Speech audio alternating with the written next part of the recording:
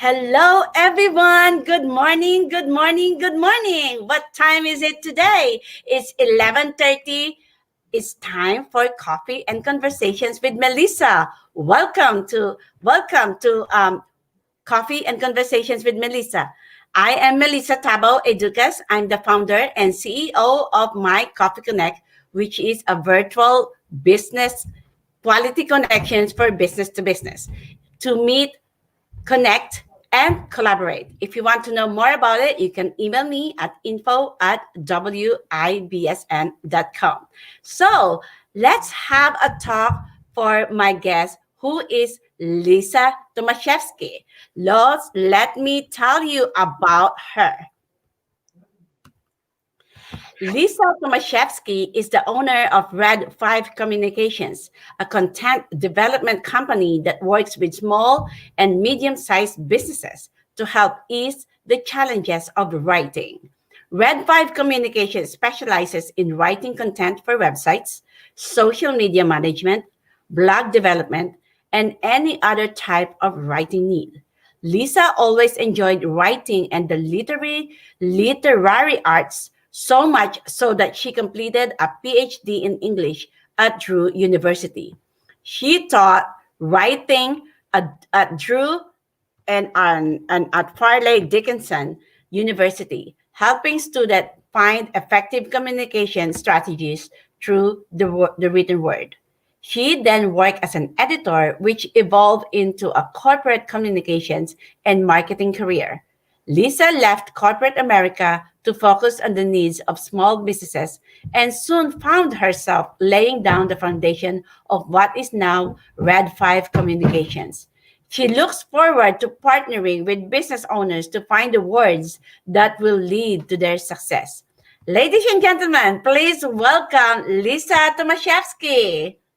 Thank you so much, Melissa. You made me sound very cool. I appreciate Yes, you are cool because you're going to make my company more cooler because you're going to write my content. So let's start of getting to know you and Red 5 Communications. First of all, what is Red 5 Communications? So, as you kind of touched on, Red 5 Communications is a content development company. So, what that basically means is I write. So, I write for you. Anything that has to do with writing is something that I'm interested in participating in. However, my focus in this company is to help business owners with writing that will promote their business while educating their customer base, which will create then a loyal customer base that will give you business over the years and will turn to you as a resource. Truly, my goal in working with any of the businesses with Red 5 Communications is to be able to help the business owner either write the content or edit the content that will help them make their business stronger. It's all about communication these days. People don't, pick up the phone and call you and ask a question to your business. They go online, they look up your website, they find out the information they need. They go on Facebook, they ask for recommendations. That's how they find out about you. So the written word has become, even though maybe print is not as robust as it used to be, the written word and writing is more important than it's ever been. And that's what Red 5 Communications tries to do. So why did you start this company? Well, it really started, as so many companies do, as a side hustle. I was working at a home improvement company as their marketing manager, their communications manager. And as I'm working at this, trade organization installation business, I began to meet and network with other small businesses, and they would all, so what do you do? And can you help me with this? And sure, I can help you. And little by little, in addition to my job, I was helping a lot of other small businesses write mission statements, write web content, write newsletters, all kinds of things to help them out. And it began to grow and grow to the point where I, went to the company and said, I have to go. I can still keep you as a client, but I need to dedicate myself to helping other people in this way. And it was a little scary at first, but it's the best decision I've ever made. And good for you, and good for us business owners, so we can have you. Yeah, people don't like to write. Yes, definitely. And why do you think? Why would a small business owner want to hire a content developer? That's actually a really good question because people can write. You can write. My friends can write. The business owners I work with, they all can write. It's just like cooking dinner. I can cook dinner for myself. I know how to do that. But if I want a really good dinner, I'll go to a restaurant and have a professional do it. It's a similar thing. To be able to write, we can all write, but to be able to effectively communicate your business branding message to somebody that you would like to turn into a customer, you need to have strategies and you need to have experience. But the other thing you need, which is the big secret, is you need to have somebody removed from your business. I know that sounds counterintuitive, but when you're writing something for your customer base, you can't help but write it from your own point of view. You're writing it because you're thinking your thoughts and your challenges and your struggles, and those are all going into your writing. Then the customer gets it, and they look at it, and they read it, and that's not my problem. What do I care about this for? And all of a sudden you end up alienating and pushing your customer away. So a content writer like myself can make sure that your writing succeeds in its marketing and communication objectives. So make sure that the customer feels that you are seeing their needs and their wants, and that you're able to service them according to that. Not according to what you want, but according to what they want and need. And that comes through in the writing. And that's what I'm here for. Yeah, this is interesting question. Like, how do you react when you see writing mistakes online or in print? That's so funny. I was just talking to my cousin about this last night. I'm serious. This is a true story. If she's watching, Chrissy, I'm talking about you. Yeah. A lot of people are members of what they call the grammar police. Yes. They look at people's writing online and posts, and they're very quick to point out a mistake. Oh, you spelled this wrong, or you used this wrong, or what have you. And I'll admit, I was once a member of the grammar police. I once had the badge and everything, and I was one to easily point out mistakes myself. But through the years, I've learned that is really not helpful. It's helpful to set people on the right path, but it's not helpful to shame them. We all make mistakes in grammar. Yes. And my cousin last night was talking to me, and I go, I don't see very many posts from you on Facebook anymore. Well, what's going on? I miss you on Facebook. And she says, I'm afraid to post something because I'm afraid to post a mistake. I'm afraid to make a mistake. That's me. Yeah. And my heart just broke. Yeah. We all make mistakes online. We all type too quickly. We all type the wrong spelling. We all do that. And instead of calling someone out, I'm more about lifting someone up and, maybe private message them and be like, hey, just so you know, there is spelled THEIR instead of THERE. Like, these are things that we all make mistakes on. Yeah. But we should never, as somebody who does this for a living, we should never take pleasure in calling someone out for a writing error. You cannot proofread your own writing. I know I've said this to you before, Melissa, when we've talked about it. I know. Yeah, I'm so lucky because sometimes if I post something and then a lot of people like messaging me, I think this is better to post like this. And then I will edit it. Like, I am thankful. People knows me already. English is my second language, but my husband still, we're 16 years married. Is still one of the problem in my marriage with my husband, because it's like I've been telling him that you're so freaking conceited with your language. Marry your language. I told them before, we're married 16 years. You can't read between the lines, something like that. But, the best thing with us is we do love each other. So we're still Yes. together. But, my husband's patience, I am really thankful for her, like especially the he and she. We don't have he and she in the Philippines, That's and I'm fascinating. yeah, my first sentence, I'm saying he, and then I'm changing it to him. Like, oh my God, I'm having a headache. It's true, and nobody. I mean, communicating is difficult even when you know the language, and then you add that. I mean, for those of you that don't already know, English is my second language as well. I Yeah, didn't speak English until I was 6 years old.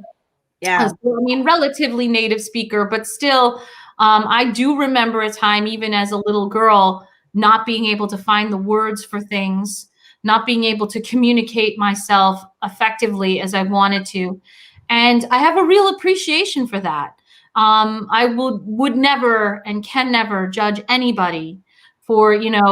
coming to me and being like, I just need to say this. I don't know how to say this. And that's my job.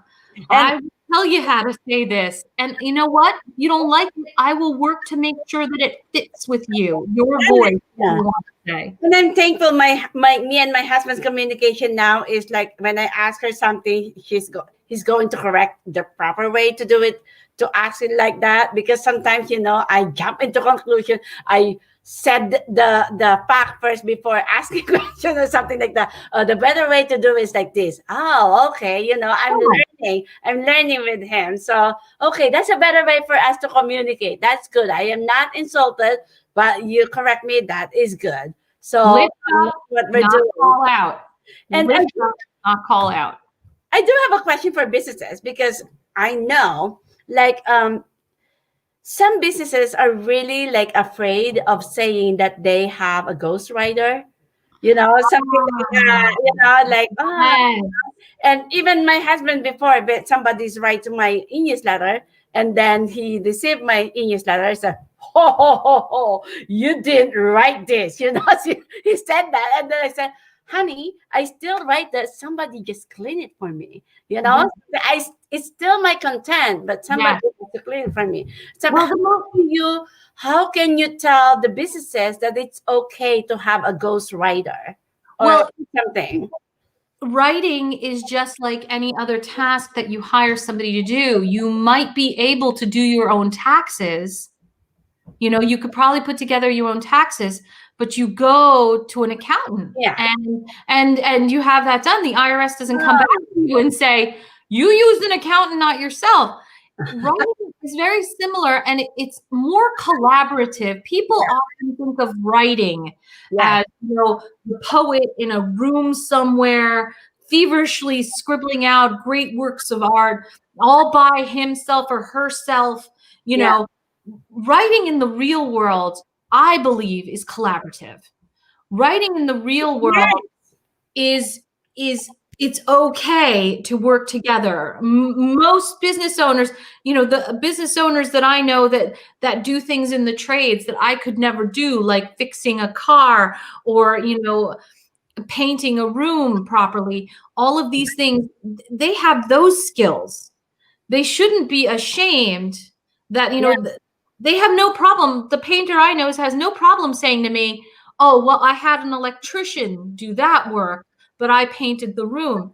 There should be no ever shame in saying, well, I came up with this great promotional idea for my business, but then I had a content writer come in and sit down and put it into the right words for me. If anything, your customer base should be appreciative that you took an extra step to make sure you communicated things clearly. Yeah, I think I like the best way to describe it. Like I collaborate with Lisa to do my content. So it's still, collaborate is good than just ghostwriter. And you can go right ahead and use that because it is a collaboration. A true ghostwriter doesn't just say, okay, hi, Melissa, nice to meet you. I'll see you in 6 months with the book or whatever. Yeah. A true, ghost writer is somebody who sits down and meets with you many times and works with you, and you're doing just as much work as Yeah. they are. You Yeah. know, it's And true. yeah.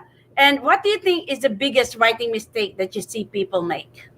Well, I mentioned a little bit about it before, but it's very worth repeating, is that business owners write from their perspective and not from their customer's perspective. I think that Oh. it's very, very it's common and it's completely understandable when you have something that you want to convey and you're living in your own world. Like the example I use is at the beginning of the whole pandemic, I worked with a lot of people in kind of crisis management writing.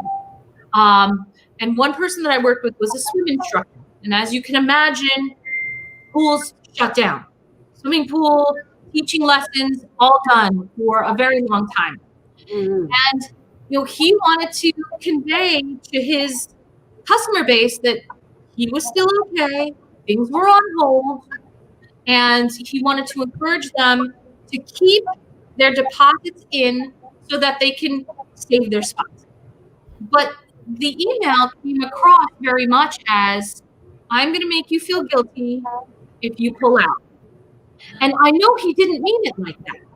But as a third party person who was not involved, who was not, I'm not a customer, I'm not and I don't work at his business, but as a third party, I was able to come in and think to myself, all right, if I were a customer and my son had swim lessons, what would reassure me?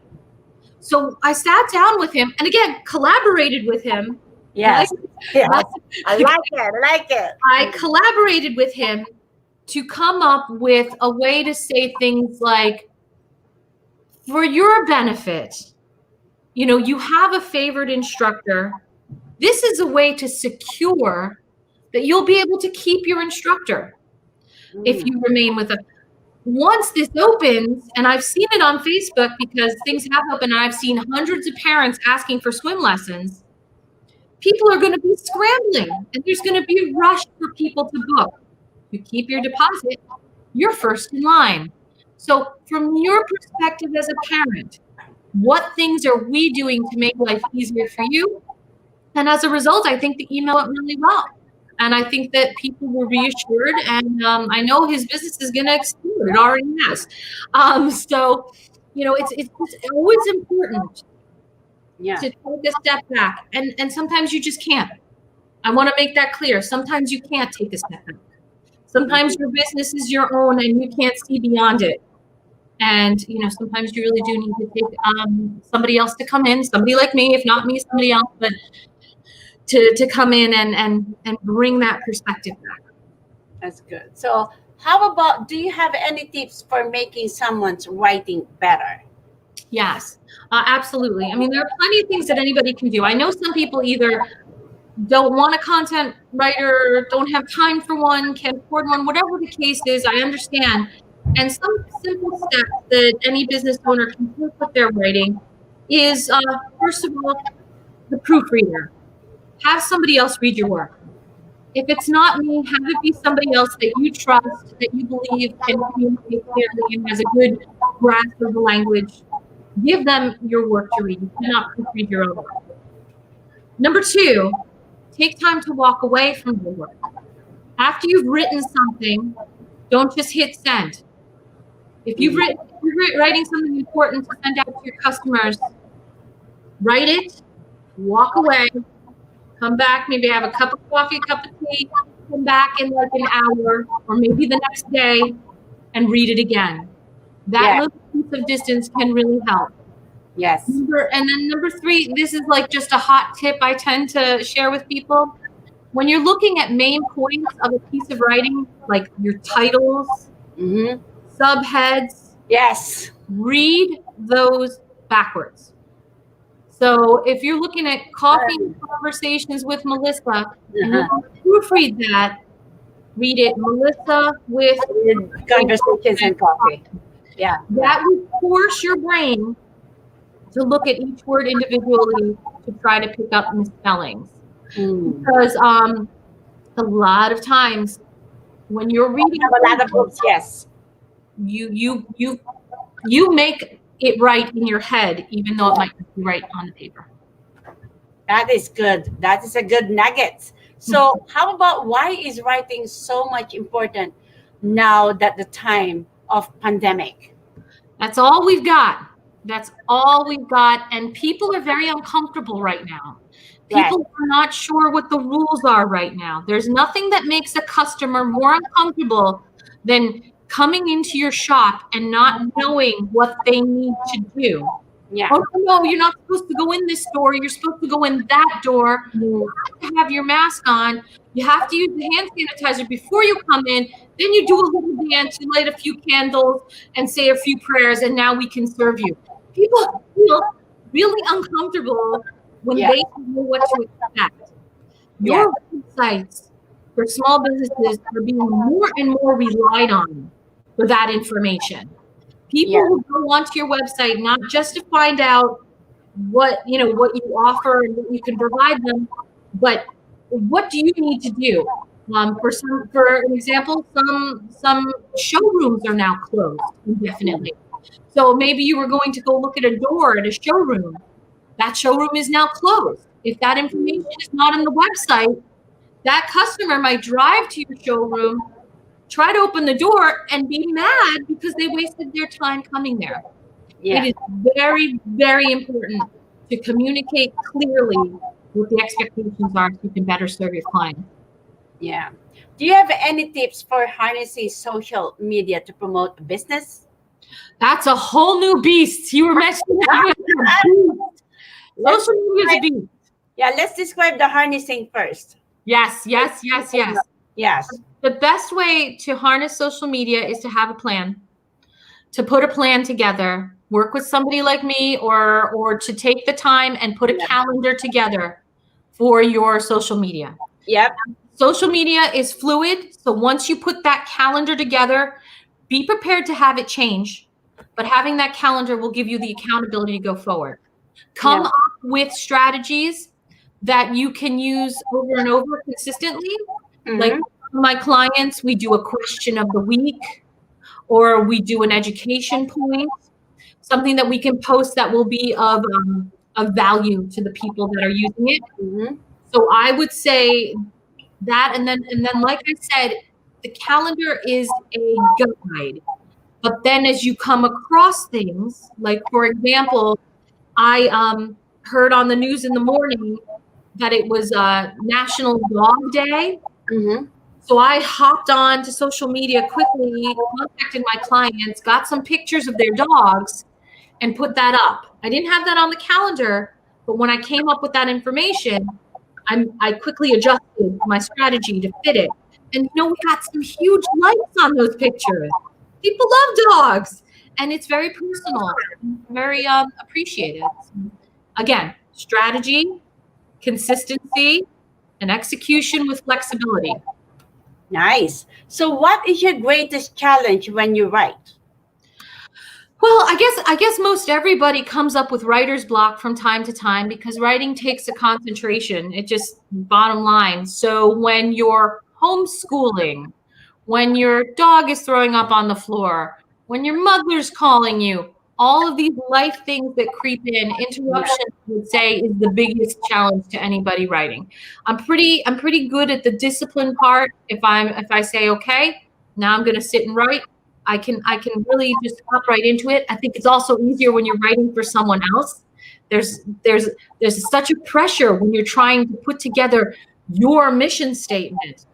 But if you have somebody else do it, it can be a lot freeing. So my challenge is interruption, period. Yeah, we have a lot of nuggets with our conversations today. So it's time for us to give back to you. So what are the 3 good referrals for you? Obviously small businesses that are looking to work with a writer, but oftentimes a small business, it won't even occur to them to work with a writer. So one of the best referrals for me are web designers. Mhm. Web designers are often the creators of something that is clearly in need of content, Mhm. and that can be a challenge for the small business. So if you know a web designer, I would love to speak to them, to let them know what my services are and to partner with them. And then also small-sized, like media firms that do different types of marketing strategies that don't necessarily have an on-staff writer. I fill in for them as well. That's good. That's good. Did you connect with Lisa and Burns? Burns, not yet. I've been looking forward to talk to Burns. You're going to have a definite conversation because you and Burns, I'm planning to do for you to be speaker on Business Lecture Series on November. So that will be great. Like both of you is going to have a 30 minutes presentation of your businesses. So stay tuned for that. Yay! Yes. So so time flies. It's almost 12 o'clock. Thank you so much. And then if people really decide to hire you, tell them where to connect with you. How to connect with you. Facebook is a great place to connect with me. I'm on Facebook constantly, so you can find me personally at Lisa Tomaszewski on Facebook. LinkedIn is another great way to get in touch with me too. I'm on LinkedIn. Yes. My website is currently being built, so that will be soon. But those are two good places you can always find me. Yeah. Okay. Time is up, and we have such a lot of nuggets that we learned from writing with Lisa Tomaszewski. This is good. That people now remember you when you say writing. That is good. Yeah. So if you want to connect with her, the name itself there, just find her in Facebook and in LinkedIn. And for me, if you want to to watch more of my conversations with other businesses, you can follow me at Coffee and Conversations with Melissa. You can follow me too and subscribe in my YouTube, Coffee and Conversations with Melissa. And now I have my own Facebook with my own name, Melissa Tabao Educas. I combine the businesses and the community for this Facebook group because so I am creating this group for that community and the businesses. So if they want to need something, so that is a place for them to look for businesses that can connect with them and can help them for anything they will need. That is my purpose. So that Facebook is not just business. If I'm going to have a conversation like this, we're going to have a conversation about life, like businesses, fashion.